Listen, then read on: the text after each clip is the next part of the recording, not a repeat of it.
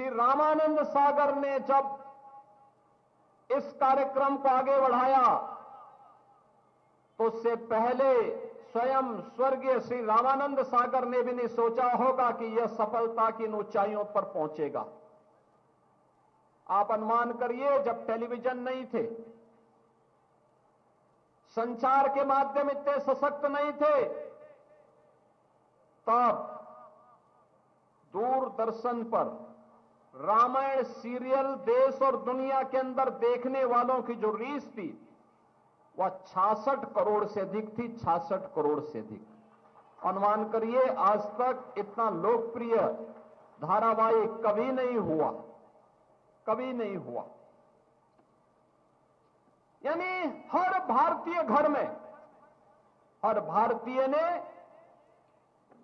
राम के जीवन को अपने जीवन के साथ जोड़ करके ये मान लिया कि राम की जो कथा है, ये कथा हम सबके लिए प्रेरणा है, हम सबके लिए एक आदर्श है। परिवार का परिवार सारा कार्य छोड़ करके रामायण सीरियल देखने के लिए बैठता था।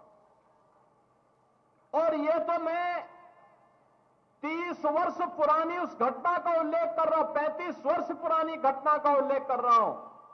आप दूर मत जाइए। कोरोना कालखंड में लॉकडाउन लगने के बाद सबसे लोकप्रिय कोई कार्यक्रम हुआ था, वह कार्यक्रम भी वही सीरियल जब दूरदर्शन पे फिर से चला था तो वही कार्यक्रम सफलता की नई ऊंचाइयों को छूता हुआ दिखाई दे रहा था। यानी 30 वर्ष के बाद भी रामायण के बारे में आम भारतीय के मन में वही आस्था, वही विचार था। और आज आपका ये जन सैलाब इस बात की गवाही दे रहा है, आपकी उपस्थिति इस बात की गवाही दे रही है कि हर वर्ष आप रामलीला का आयोजन इस मंच पर देखते हैं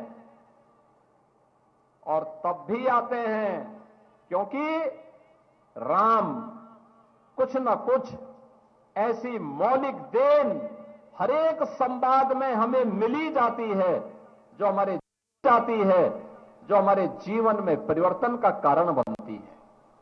बहन और भाइयों,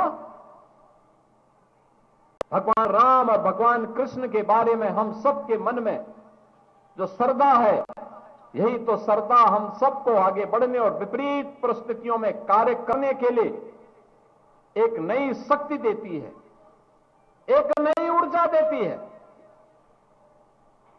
और यही ऊर्जा हम सबकी ऊर्जा है, यही सनातन धर्म की ताकत है। हम सबको इस बारे में ध्यान रखना होगा।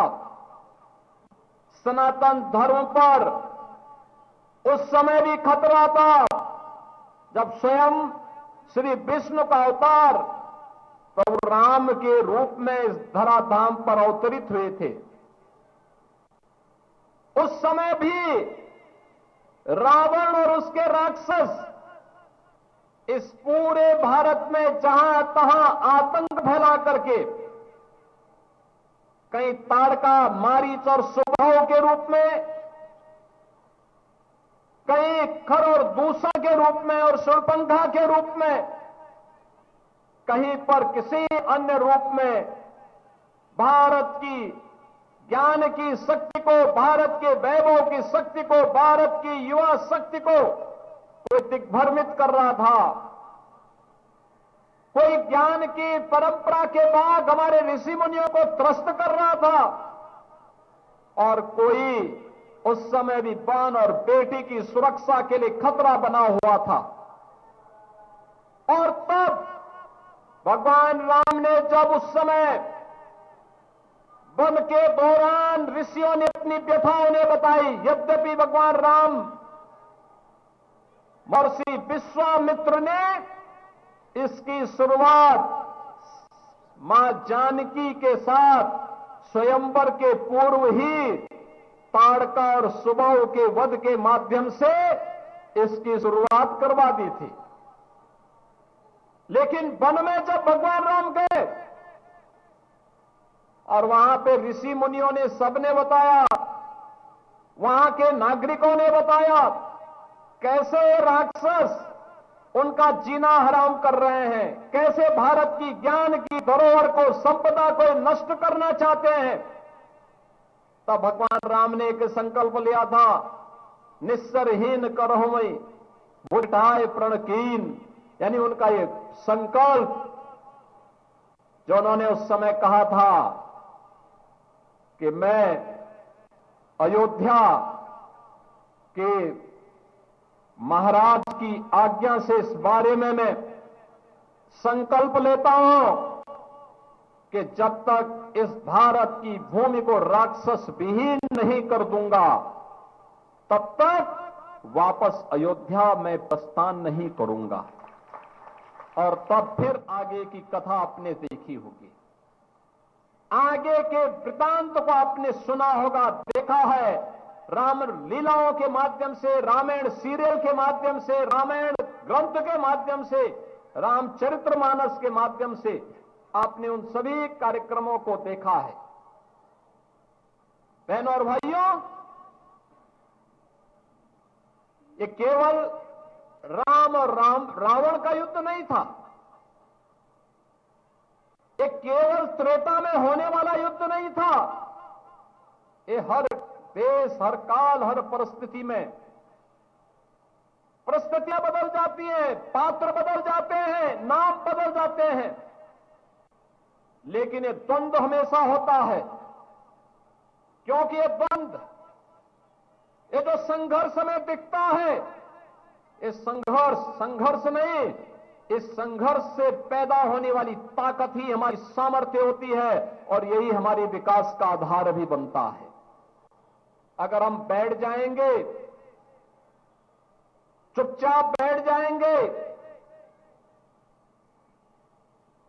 जैसे अजगर के बारे में कहते हैं ना कि अजगर करे न चाकरी, पंछी करे न काज, अगर हम भी यही मान करके चल लें, अरे सब तो ठीक ही है, क्या होगा कुछ करने से, तो फिर समाज और देश की व्यवस्था नहीं चल सकती, नहीं चल सकती। आज विजयादशमी का पर्व है, एक संकल्प लेने का पर्व है, और विजयादशमी का पर्व में संकल्प इसलिए महत्वपूर्ण होता है क्योंकि आज ये भारत के गौरव का प्रतीक, भारत के हिंदुओं के प्रतीक राष्ट्रीय स्वयंसेवक संघ का भी स्थापना के 100 वर्ष पूर्ण हो रहे हैं। आज पूरे हुए हैं। याद करिए, दुनिया के अंदर किसी के पास इस प्रकार का तेजस्वी और यशस्वी संगठन नहीं है जिसने सत्ता के दम पर, बल पर नहीं, बल्कि अपनी मेहनत से, अपने पुरुषार्थ से, अपनी बुद्धिमत्ता से, बिना किसी के सहयोग के समाज को खड़ा करके विपरीत से विपरीत परिस्थितियों में समाज को संबल दे करके देश के अंदर जहां भारत के मूल्यों की रक्षा करने के लिए जो कार्य कभी सरकारों को करना चाहिए था, जब सरकारें विफल हुई, उस समय की सरकारें नहीं कर पाई, वह कार्य राष्ट्रीय स्वयंसेवक संघ ने करके दिखाया था।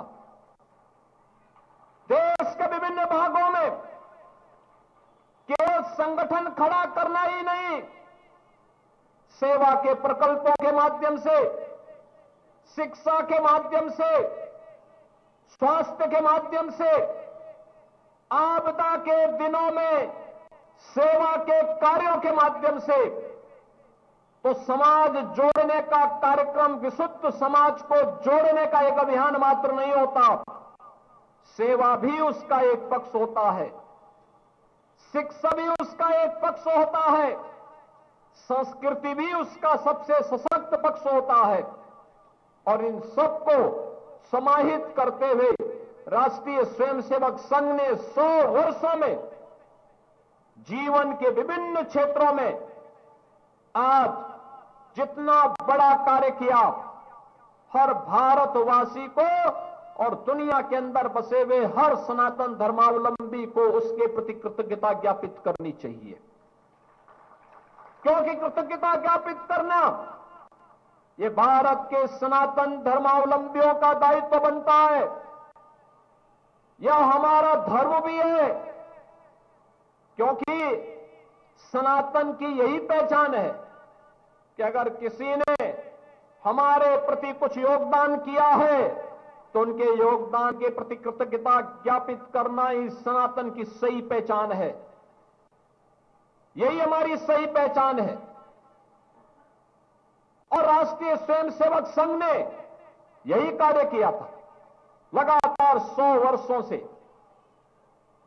ये राष्ट्रीय स्वयंसेवक संघ जैसा ही संगठन था जिसने आज हजारों भारत की राष्ट्रीयता, भारत के मूल्यों और भारत की संस्कृति का सम्मान करने वाले शिक्षा के ऐसे केंद्र सरस्वती शिशु मंदिर और विद्या भारती के माध्यम से 12,000 से अधिक ऐसे शिक्षण प्रशिक्षण संस्थान शिशु स्तर से लेकर के उच्च स्तर तक के शिक्षण संस्थान देश को प्रदान किए बिना किसी सरकारी सहायता के। से हजारों की संख्या में स्वास्थ्य के प्रकल्प दिए। भारत की संस्कृति और भारत के मूल्यों पर आधारित कार्यों को आगे बढ़ाया। श्रमिकों को राष्ट्र निर्माण के कार्य के साथ भारतीय मजदूर संघ लगा हुआ है। वनवासी क्षेत्रों में श्री राम वनवासी छात्रावास के माध्यम से अपने गिरिजनों को, जनजातीय समुदाय को जोड़ने का कार्य, उन्हें आगे बढ़ाने का कार्य, उनके जीवन में परिवर्तन करने का कार्य हो रहा है। तो देश के अंदर हर एक क्षेत्र में जो कार्य हुआ है, समाज जीवन में, संस्कृति के जीवन में, गोरक्षा के लिए और दुनिया के लिए जो असंभव था, अयोध्या में मर्यादा पुरुषोत्तम भगवान श्री राम के भव्य मंदिर का निर्माण का कार्य करके भी दिखा दिया। संकल्प की ताकत क्या होती है, एकता की ताकत क्या होती है। अयोध्या में राम मंदिर का निर्माण उस ताकत का एहसास कराता है, हमारे संकल्प शक्ति का एहसास कराता है। और उसी संकल्प को जोड़ने के लिए विजयादशमी के इस पावन पर्व पर आज हम सब यहां पर एकत्र हुए हैं। हम सबका दायित्व बनता है याद करना, जो परिस्थितियां रामायण काल में थी, महाभारत काल में थी, नाम और परिस्थितियां बदल गई होंगी, लेकिन उस प्रकार के पात्र दूसरे रूप में आज भी मौजूद हैं, आज भी मौजूद हैं। ताड़का भी है, शूर्पणखा भी है, और साथ साथ खर और दूषण और मारीच और स्वभाव भी आज भी समाज को त्रस्त कर रहे हैं। हमें इन्हें सतर्क रहना पड़ेगा, इनसे सतर्क रहना पड़ेगा, समाज को एकजुट करना पड़ेगा। ये जाति के नाम पर, छुआछूत और अस्पृश्यता के आधार पर समाज को बांटने वाले लोग हैं, ये वही लोग हैं जो पूर्व जन्म में किसी ताड़का, किसी मारीच और किसी शूर्पणखा के सहयोगी रहे होंगे। उस समय भी उन्होंने बांटने का काम किया था। उस समय भी सनातन धर्म के खिलाफ वे लगातार कार्य करते रहे। आज भी याद करना, बेटी की सुरक्षा पर जो लोग खतरा बने हुए हैं, ये पूर्व जन्म में कोई दुर्योधन और कोई दुशासन जरूर रहा होगा, उनका शागिर्द जरूर रहा होगा, और इसीलिए इतना दुस्साहस करते हैं। समाज को इन सब के प्रति सतर्क रहना पड़ेगा। याद करना, सनातन धर्म केवल एक उपासना विधि नहीं है, ये संपूर्ण मानव यानी मानव ही नहीं, जीव कल्याण के साथ साथ चराचर जगत की सुरक्षा की गारंटी भी है। चराचर जगत के सुरक्षा की गारंटी। अगर इस चराचर जगत को सुरक्षित रखना है, संरक्षित करना है, अनंत काल तक इसकी व्यवस्था प्रकृति के नियमों के अनुरूप ही चले, तो सनातन धर्म की व्यवस्था पर हम सबका विश्वास होना चाहिए, उसको मजबूती देनी चाहिए। उन लोगों के बहकावे में नहीं आने की आवश्यकता है जो समाज को बांटने का काम कर रहे हैं, विभाजित करने का कार्य कर रहे हैं, सामाजिक विकृति को आगे बढ़ाने का काम कर रहे हैं, देश के दुश्मनों को और समाज के दुश्मनों को गाए बगाए उन्हें प्रश्रय देने का कार्य कर रहे हैं। कुछ लोगों की प्रवृत्ति बन चुकी है। कुछ लोग हैं जो लगातार जिन्हें भारत के गौरव पर गौरव की अनुभूति नहीं होती। ये वही लोग हैं जब सत्ता में थे, याद करिए, जब सत्ता में थे तब क्या करते थे? तब कहते थे राम हुए ही नहीं, तब कहते थे कृष्ण हुए ही नहीं, तब भारत के आराध्य देवों के प्रति प्रश्न खड़ा करते थे, सनातन धर्म को विभाजित करने के लिए षड्यंत्र करते थे। वह हर कार्य करते थे जिससे भारत कमजोर हो।